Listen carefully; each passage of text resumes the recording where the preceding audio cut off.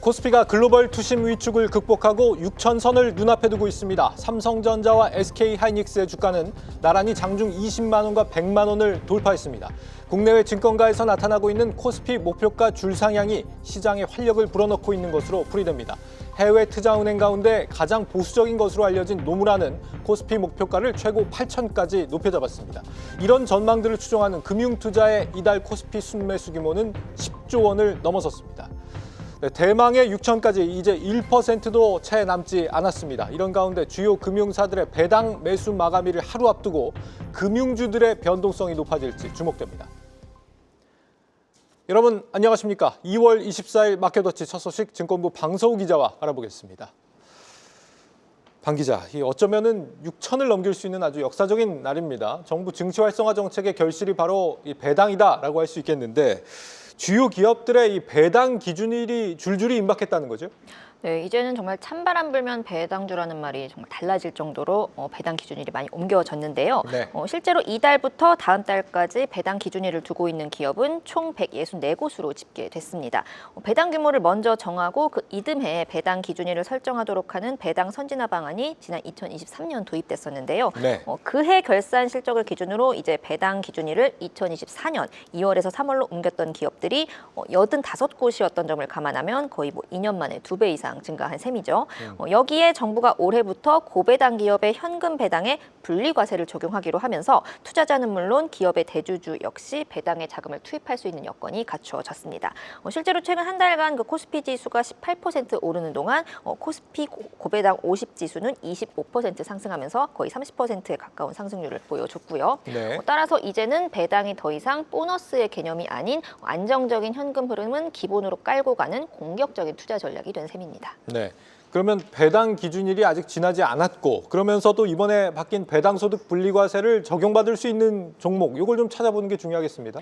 네, 그렇습니다. 신한투자증권이 이제 전년 대비 현금 배당이 줄지 않았으면서 배당 성향이 40% 이상이거나 또 배당 성향이 25% 이상이면서 배당액이 전년 대비 10% 이상 증가한 기업들을 집계한 결과 총 이제 97개사가 배당소득 분리과세 혜택을 받을 수 있는 것으로 나타났습니다. 거의 100개 정도 되지요.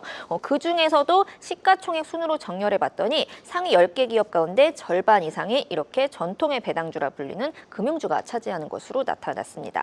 다시 이들 금융주들의 배당 기준일을 살펴봤더니 마침 2월 말에 집중돼 있었습니다. 특히 27일에만 이 KB금융과 하나금융지주, 또 우리금융지주 같은 이런 4대 금융지주, 그리고 JB금융지주, BNK금융지주, IM금융지주 같은 또 지방금융지주들, 그리고 한국금융지주 등이 있었습니다. 이들 모두 이제 배당소득 분리과세 요건을 갖췄기 때문에 배당 기준일까지 매수해 받은 배당금에는 14%에서 30%의 세금만 부과됩니다. 그 전까지는 최고 45%의 세금이 부과됐었고요. 크게 줄어드는군요. 네, 그리고 한국금융지주의 경우 좀 깜짝 배당 상향으로 인해서 지금 배당 수익률이 3%를 웃도는 것으로 나타났습니다. 거의 웬만한 은행 예금이자보다도 높지요. 예. 그리고 우리금융지주는 또 지난해에 이어 올해도 비과세 배당을 실시합니다. 이거는 이제 자본준비금을 감액한 재원으로 배당금을 지급하는 거기 때문에 그나마 낮아진 세부담도 아예 없다는 뜻입니다. 네.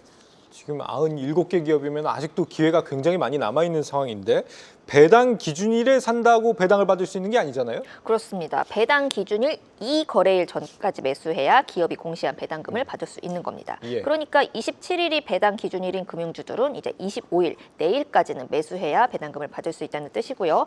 아무래도 좀 오늘 금융주들이 조정을 받고 있긴 하지만 그동안 주가가 좀 이런 기대감 때문에 많이 오른 것도 사실이기 때문에 가격이 부담스럽다면 좀 우선주를 매수하는 것도 방법이라고 전문가들이 조언하고 있습니다. 우선주는 보통주와 똑같이 배당을 받을 수 있지만 의결권이 없어서 보통주 대비 주가가 할인된 상태로 거래되기 때문입니다. 앞서 말씀드린 그 한국금융지주만 해도요. 우선주의 주가가 보통주 주가 대비 거의 반값에 거래되고 있는데요. 그래서 23일 종가 기준으로 지금 배당 수익률을 계산해 봤더니 한국금융지주 보통주가 3.1% 그리고 한국금융지주 우선주가 4.8%로 거의 훨씬 높다는 것을 알 수 있습니다. 예, 배당을 목표로 한다면 우선주가 차라리 지금 상황에서는 나은 선택일 수도 있다. 그간 이 배당소득 분리과세에 대한 기대감으로 꽤 이 주가가 많이 올라왔기 때문에 그만큼 이벤트가 끝나면 또 급락이 나오는 거 아니냐 이런 우려도 충분히 가져볼 만한 상황인 것 같습니다. 주의할 부분이 좀 있을까요? 아무래도 이제 배당주 주가 흐름은 좀 안정적이기 마련인데 유독 변동성이 높은 시기가 있습니다. 바로 배당 라길입니다.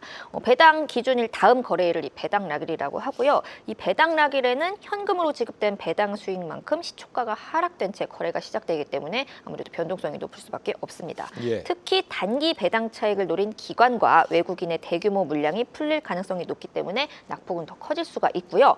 때문에 이런 펀더멘털이나 실적 전망이 불투명한 기업의 경우 배당 라길 이후에 주가를 회복하지 못한다면 이 배당 수익보다 주가 하락에 따른 손실을 더 키울 수 있다는 점을 좀 주의하셔야겠습니다. 내일 이 금융주들을 시작으로 배당 매수 마감일 변화 좀 주목해 봐야겠습니다. 마켓 딥다이브 방서우 기자였습니다.